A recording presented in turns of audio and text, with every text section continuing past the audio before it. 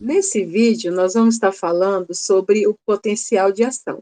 Foi um vídeo produzido pela Escola de Extensão de Harvard, e ele vai mostrar para a gente como, né, a membrana celular ela tem esse potencial para propagar os impulsos eletroquímicos. Aqui, logo no início da imagem, a gente vai estar vendo a estrutura dos neurônios. Uma divisão sobre as estruturas dos neurônios, a gente vai identificar que o estímulo ele é recebido pelos dendritos e ele vai passar pelo corpo dessa célula neural. O sentido de condução desse estímulo é caudal. Então, dos dendritos ele vai ser conduzido pelo axônio. E aqui nas terminações neurais que vão estar ligadas, né, esse axônio terminal, às células do nosso corpo que vão receber esse estímulo para desenvolver uma ação, né? Então, quando a gente for falar sobre o potencial de ação da membrana, nós estamos se referindo às células, né, da membrana do nosso neurônio. Então, as células do axônio que recebem esse estímulo é o que a gente vai estar falando quando for tratar sobre o potencial de ação da membrana. Então, aqui a gente está vendo que essas terminações nervosas, elas estão ligadas às estruturas do nosso corpo e oferecem os estímulos para movimento, para atividades vitais dos nossos organismos. Quando, né, os dendritos eles recebem esses estímulos, eles têm que passar por um processo de alteração das substâncias químicas que vão liberar essa terminação nervosa. Então, o estímulo ele tem que ser súbito, ele é súbito e ele é rápido, o suficiente para ser conduzido pelo axônio, numa velocidade que nós não conseguiríamos nem mensurar, né? Então, constantemente, o nosso corpo está recebendo esses estímulos neurais para as ações que as nossas células desenvolvem. Aqui, a gente consegue observar a membrana celular e as moléculas no ambiente, né, do citosol, que é o ambiente do meio externo à célula, e do citoplasma, que é o meio interno. Quais são as moléculas que a gente está vendo aqui? O potássio na cor azul, o sódio na cor rosa, e aqui a gente tem o cloreto. Volta e meia a gente ouve falar cloreto de potássio, cloreto de sódio. Então, no meio extracelular, a gente consegue identificar essas substâncias, né? As concentrações de sódio e potássio, elas são diferentes do meio intracelular para o meio extracelular. E a gente vai estar observando isso agora. Nessa ilustração, o que é que a gente consegue ver? Na cor azul, o potássio, e ele tem uma maior concentração no citoplasma em comparação ao citosol. E o sódio, que é o rosinha, ele tem uma menor concentração dentro da célula do que fora da célula. Então, a gente consegue ver aqui que essas moléculas, elas são, a proporção delas no meio intracelular e extracelular é inversa. Enquanto que o potássio tem uma maior concentração no meio intracelular, o sódio tem uma maior concentração no meio extracelular. Então, quando é que o potencial de ação ele acontece? É justamente quando essas moléculas elas tentam fazer o caminho da contramão, né? Para que essas moléculas elas passem pela membrana celular, a gente tem aí alguns canais proteicos que são responsáveis justamente de mover esses íons a partir do seu potencial, seja de repouso ou de ação. No estágio de repouso, a gente consegue observar que as células de sódio elas estão em maior concentração no meio extracelular. E isso faz com que esse gradiente elétrico ele fique mais positivo. Já as células de potássio, elas estão no meio intracelular, e isso faz com que o gradiente seja mais negativo. A gente vai conseguir observar isso nessa ilustração.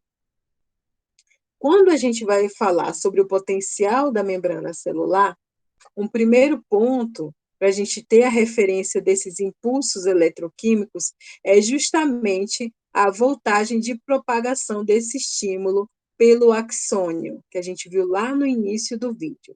Então, a gente está vendo aqui um gráfico que ele vai mostrar um gradiente que vai de menos 70 milivolts, que seria negativo, a mais 40 milivolts, que seria positivo. Nessa figura, a gente vai conseguir observar que, quando esse gradiente ele está entre menos 70 milivolts ou menos 50, a membrana celular ela está em um estágio que é chamado de alteração conformacional. Nesse estágio de alteração conformacional, há a possibilidade de ativação dos canais de sódio dentro do meio. E aí, quando inicia esse processo, né, a gente consegue ver o que eu havia comentado anteriormente, né? Ao meio extracelular, ele tem uma carga mais positiva e o meio intracelular uma carga mais negativa. Nas imagens a seguir, ele já vai estar mostrando para vocês justamente como ocorre esse processo de propagação do potencial de ação. Na nossa célula, a gente tem os canais de proteína que eles oferecem sítios para que as moléculas elas sejam reconhecidas e transportadas. Então, aqui a gente já vai estar falando sobre o canal proteico responsável pela bomba de sódio e potássio. A bomba de sódio e potássio, ela inicia com um transporte ativo, que ele é contra o gradiente de maior concentração. O que foi que eu falei para vocês? Onde é que tem a maior concentração de potássio? No meio intracelular, que seria o azul. E o sódio, ele tem uma menor concentração no meio intracelular e uma maior concentração no meio extracelular. Se eu estou saindo de um menor gradiente para um maior gradiente, lembra do transporte ativo e passivo? Se eu estou saindo da menor concentração para a maior concentração, o transporte é ativo, eu estou indo contra o maior gradiente de concentração. Então, isso faz com que já haja uma alteração nessa curvatura aqui que a gente observa do potencial da membrana. Um ponto importante que tem nesse vídeo aqui é justamente, eu vou dar uma adiantada aqui para vocês verem, olha, a presença do ATP. Então, no canal de sódio e potássio, nos sítios, né, de sódio, a gente vê aqui que se integrou 3 moléculas de sódio. Essas moléculas elas permaneceram no sítio até que houvesse uma ligação do fosfato. Onde é que a célula vai conseguir o fosfato? Tem uma palavrinha aqui que a gente vai ouvir muito durante as nossas aulas, que é o ATP. ATP é a energia que precisa para o transporte celular ativo, né? E para todas as atividades do nosso organismo, a gente vai ver que há uma quebra de moléculas de ATP. A quebra da molécula de ATP, ou a hidrólise, né, a fosforilação, seria o quê? Justamente essa molécula que tem uma adenosina e 3 fosfatos, ela vai ocorrer uma quebra de uma molécula de fosfato. Então, ela vai passar a ser não adenosina trifosfato, mas adenosina difosfato, mais uma molécula de fosfato que foi fosforilada. Então, a gente tem aqui a molécula de fosfato se ligando e liberando sódio para o meio extracelular. Então, por isso, é um transporte ativo contra gradiente e há necessidade de ATP. O que aconteceu com essa molécula? Ela ficou ativa no canal proteico, certo? Quando ela está ativa no canal proteico, a gente chama isso de fosforilação. A fosforilação, ela causa uma mudança na bomba de sódio e potássio. Então, a gente tem o fósforo aqui e a gente tem as 2 moléculas de potássio. A presença dessas 2 moléculas de potássio vai provocar a desfosforilação, que a desfosforilação é justamente essa molécula de fósforo, ela foi liberada do canal da bomba de sódio e potássio. Junto com ela, são liberadas 3 moléculas de potássio. Isso aqui já explica todo o mecanismo, mas a gente vai estar vendo aqui mais detalhes a partir desse vídeo. Então, agora, as moléculas de potássio passaram para o meio intracelular. Essa mudança de gradiente na concentração de moléculas, ela também vai modificar o potencial da membrana. E a gente consegue ver aqui que o potencial da membrana, ele está entre menos 70 milivolts. E o ciclo, ele vai se repetir. A gente tem aqui 3 moléculas de sódio do meio intracelular sendo conduzidas para o meio extracelular. Para isso, como o transporte é ativo, ela precisa da fosforilação, o fósforo se ligar. Com a fosforilação, o sítio ele fica disponível para receber as moléculas de potássio do meio extracelular. E ele está, vamos dizer assim, pouco interessado nas moléculas de sódio agora. Por que eu digo pouco interessado? Porque a gente fala que nesse estágio de fosforilação, a bomba ela possui uma menor afinidade para receber os íons de sódio, mas ela passa a ter uma maior possibilidade de receber os íons de potássio. E aí ocorre a desfosforilação. Com a desfosforilação, a gente tem a liberação das moléculas de potássio para o meio intracelular. Então, vocês viram esse processo se repetindo 2 vezes. E isso explica um estágio que é chamado de alteração conformacional, em que os canais de sódio eles estão ativos para receber as moléculas, certo? As moléculas de sódio. Só que essa mudança de gradiente vai gerar uma alteração. E essa alteração, ela pode modificar os sítios de negativo para positivo. A gente tem aí 3 possibilidades. Primeiro, os sítios da bomba de sódio e potássio, eles podem estar ativos, abertos, ou fechados, ou inativos. Cada um desses estágios, eles vão estar relacionados ao potencial da membrana. Então, se o canal está aberto, significa que os sítios para receber, para liberar as moléculas de sódio estão abertos. Se está fechado, significa que ele está inibindo, né, desinteressado em receber moléculas de sódio e potássio. Quando ele está inativo, é porque a concentração do canal aberto já modificou tanto o gradiente de concentração dessas moléculas que ele deu como se fosse uma fechada para balanço. Ele fica inativo temporariamente até que ele volte ao status de aberto ou fechado de acordo com o gradiente de concentração.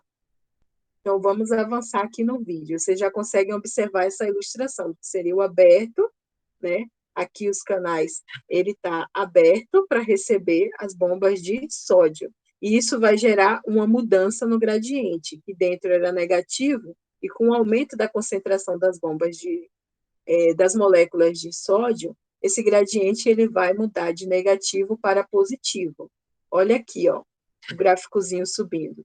De menos 70, ele foi, né, aumentando o gradiente de sódio, até que a voltagem do meio intracelular ela passou de negativa para positiva, ela já passou aqui do zero.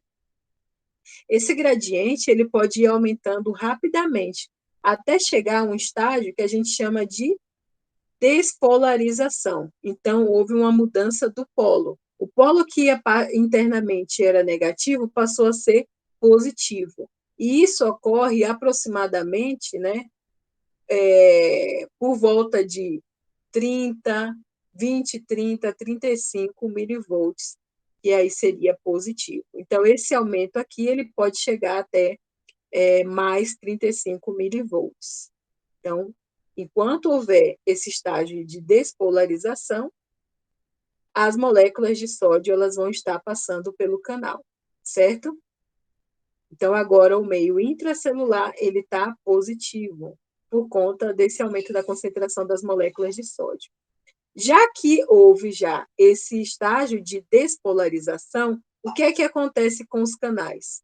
Ele passou a ficar inativo, olha aqui. Então, as moléculas elas estavam entrando rapidamente, isso fez uma mudança no gradiente, né, intracelular, que passou de negativo para positivo. Com o aumento dessa concentração, houve uma despolarização. E aí, o canal ele ficou inativo, que é por esse símbolo aqui.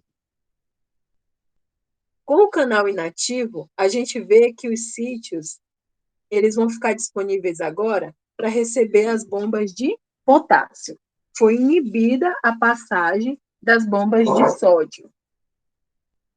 E aí agora a gente vê a mobilização das bombas de potássio. E isso vai gerar um processo, né, de queda dessa voltagem. E esse processo é chamado de repolarização. Então, a gente teve uma despolarização até chegar em um pico, que seria mais 35 milivolts, e a partir daí, as moléculas de potássio elas são liberadas para o meio extracelular, e a gente vê um processo de repolarização. O processo de repolarização ele vai até chegar numa voltagem que seria de repouso, de potencial de repouso. Entre menos 55 e menos 70 milivolts, a gente tem a ativação dos canais de sódio. Mas abaixo disso, a gente chega a um potencial que é chamado de hiperpolarização ou potencial de repouso, que pode alcançar até menos 90 milivolts. No estágio de repouso, né, você vai observar que esses canais eles vão se fechar. Então, agora, não saía, né, nem sódio, nem potássio. Mas, o que aconteceu? Essa voltagem, ela houve uma mudança entre o meio intracelular e extracelular. E isso faz com que se renove o ciclo. E aí, novamente, os canais eles são ativados por meio de um transporte ativo. Então, a molécula de ATP ela se liga, e aí ocorre a fosforilização da bomba de sódio e potássio. Aqui a gente tem 3 moléculas de sódio que vão ser liberadas para o meio extracelular. Com isso, o canal ele fica disponível para que as moléculas de potássio possam aderir. E aí, para que essa molécula de potássio ela venha para o meio intracelular, é necessário a desfosforilação. E a gente consegue ver aqui ele voltando para um estágio de repolarização. Esse estágio de repolarização é justamente quando há uma mudança do gradiente de negativo para positivo. Nesse primeiro período, que é quando o canal ele fica inativo para a bomba de sódio, a gente chama de período refratário absoluto. E na sequência a gente vê outro estágio.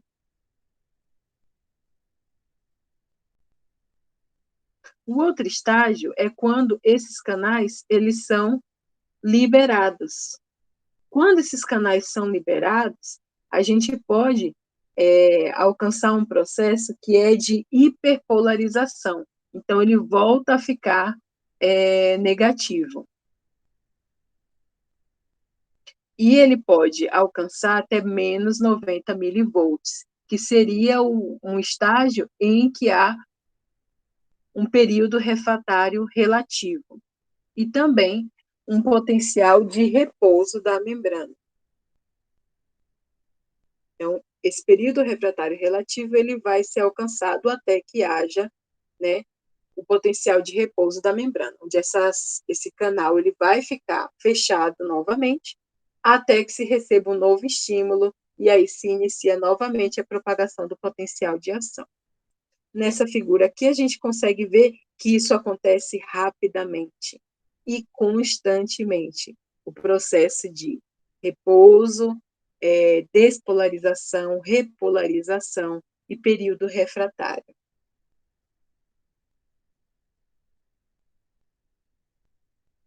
Então, olha como a gente consegue observar aqui nesse gráfico, como acontece rápido esse estímulo.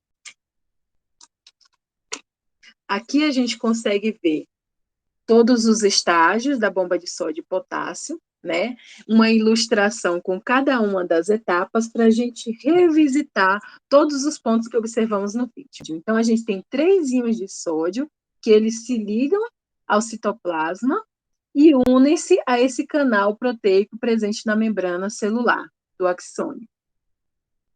Aqui, o que acontece? Para que essas moléculas de sódio elas consigam ser liberadas para o meio extracelular, o que é que precisa acontecer?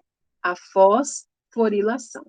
Então, ocorre uma transferência de uma molécula de fosfato para esse canal ou complexo proteico. Com essa molécula de fosfato nesse canal, a gente diz que esse canal está fosforilado. E quando está nesse estágio de fosforilação, os íons de sódio eles são lançados para o meio extracelular. Isso faz com que esse canal ele fique inibido para a captura de novas moléculas de sódio, mas disponíveis para receber as moléculas de potássio do meio extracelular. Então, o canal ele tem 2 sítios disponíveis para receber a molécula de potássio. Então, as 2 moléculas de potássio do meio extracelular, eles vão se ligar a esses sítios do canal proteico. Quando isso acontece, o fosfato que estava ligado ao canal, ele já está ficando sem energia. E à medida que ocorre a desfosforilação, essas moléculas de potássio, elas migram para o meio intracelular. Então, após a desfosforilação, os íons de potássio eles são lançados para dentro do citoplasma. E a bomba de sódio e potássio é esse ciclo acontecendo continuamente, de acordo com o estímulo neural, né, que os dendritos estão recebendo e conduzindo para o axônio. Então, a gente vê uma propagação positiva, negativa, constante. Então, ele é um ciclo vicioso que vai se repetindo de acordo com o estímulo. É muito interessante a compreensão sobre a bomba de sódio e potássio.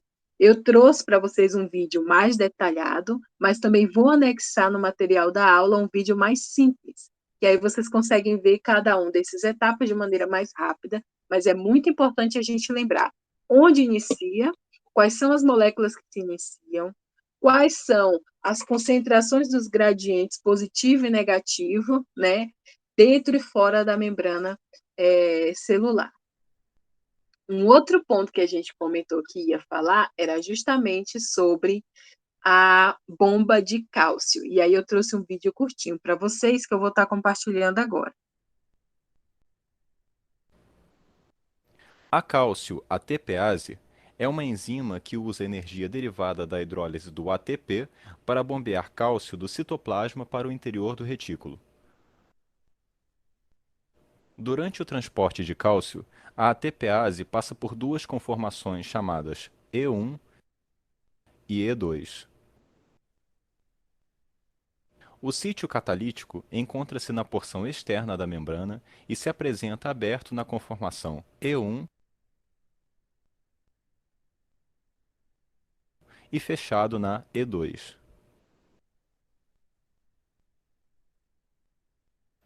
O ciclo catalítico da ATPase inicia-se pela ligação de 2 íons de cálcio à enzima.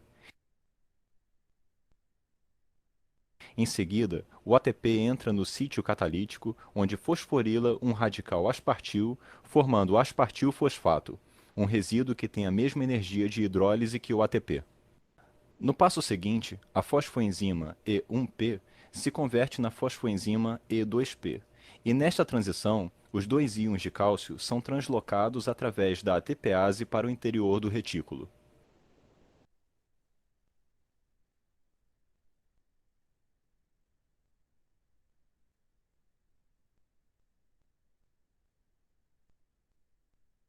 Finalmente, o ciclo se completa com a hidrólise da fosfoenzima E2P e a saída do fosfato inorgânico do sítio catalítico.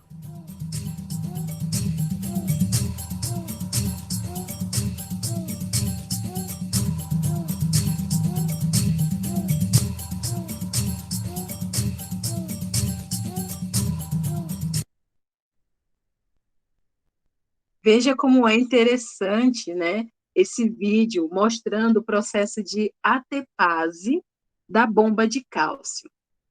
a gente vai estar vendo que isso acontece de forma muito rápida. Olhe só essa imagem do movimento do cálcio na célula, como ocorre a propagação desse movimento.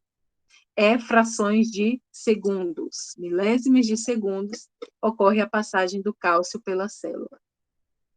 Para que a gente consiga compreender melhor a cálcio-ATPase, eu vou mostrar para vocês aqui uma ilustração que representa todos os estágios, né, do metabolismo intracelular do cálcio.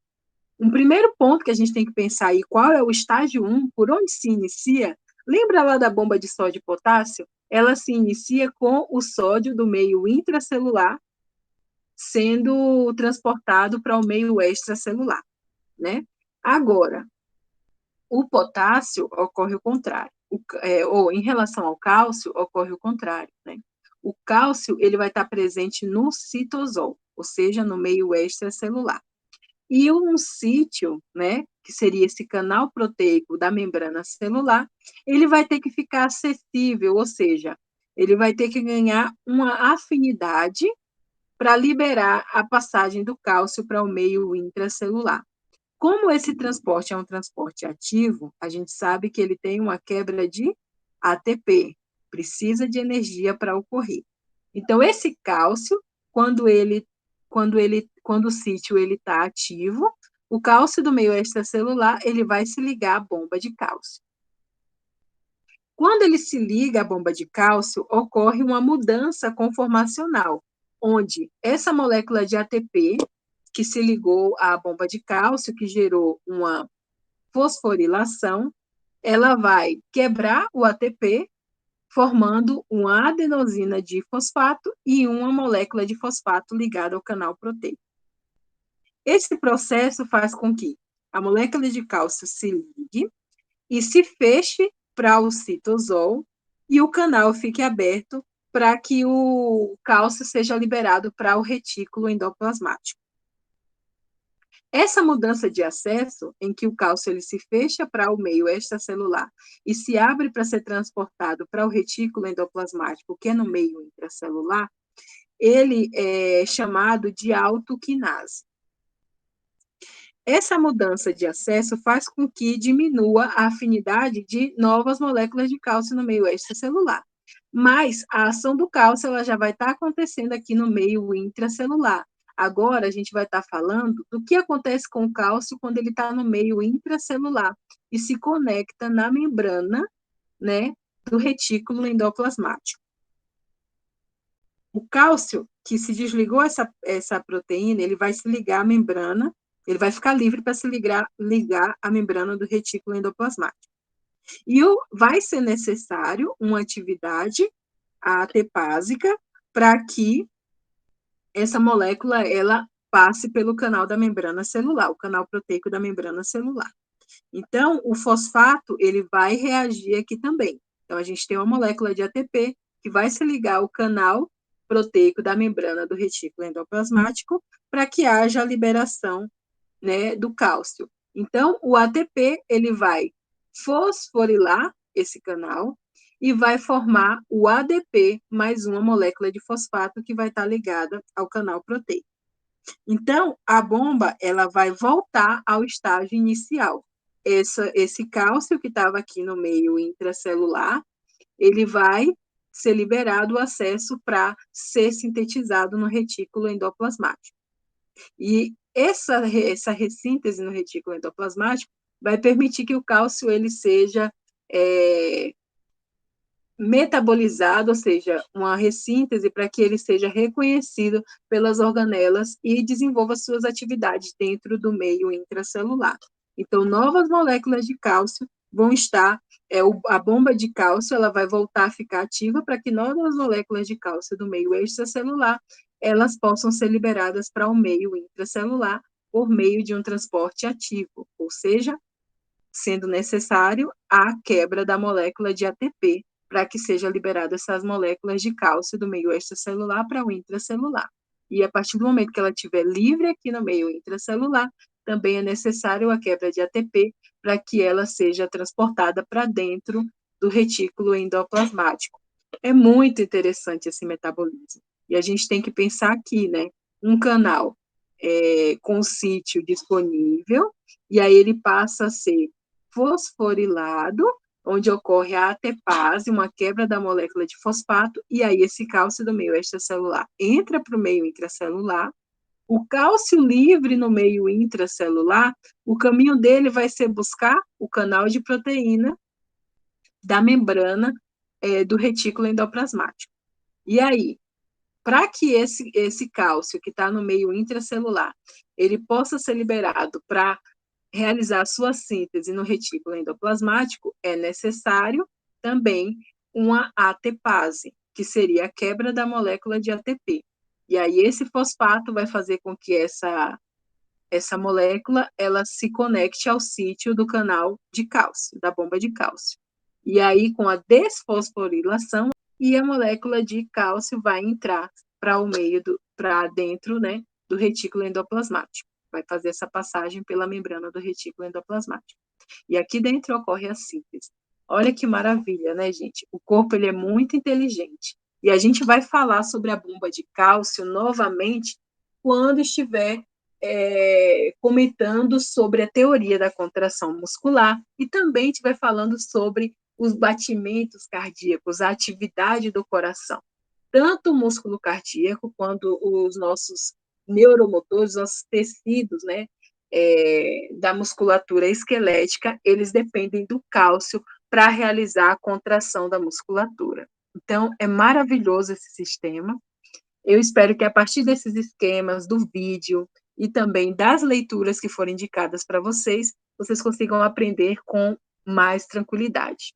Uma dica é: criem um esquema, construam no caderno de vocês etapas, desenhando ou então escrevendo em tópicos como começa cada um desses metabolismos. É muito legal, mas são etapazinhas e alguns termos novos, então por isso eu sugiro que vocês façam um esquema, tudo bem? Agora a gente se vê no próximo assunto da disciplina, que vai ser artrologia, osteologia e miologia. São 3 pontos muito importantes para a gente compreender o nosso aparelho locomotor.